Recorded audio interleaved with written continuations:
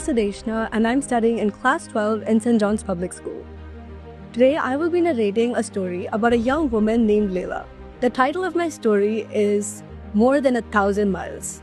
This story follows Layla as she fulfills her dream of walking through the longest walkable distance, that is, from Cape Town in Africa to Magadan in Russia. This story takes place during the part of her journey where she crosses the Suez Canal in a ferry.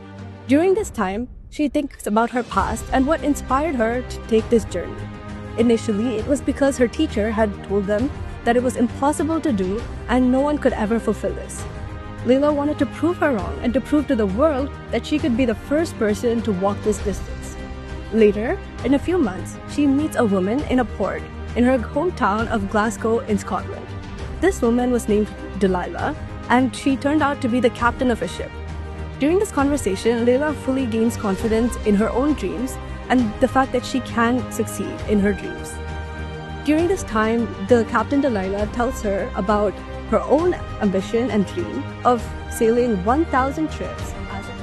The story comes back to the present time when Layla is waiting for her ferry and she meets an old woman who begins a conversation with her about her journey and wishes her luck before leaving. Layla then boards her ferry and ruminates about her time in Africa during this trip.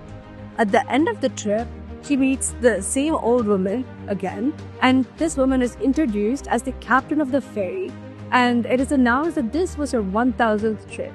This is when Layla recognizes her as the same Captain Delilah that she met as a child.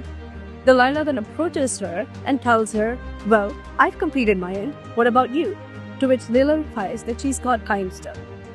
At the end of the story, we see Delilah getting a postcard from Magadan, which implies that Layla has fulfilled her dream and completed her journey.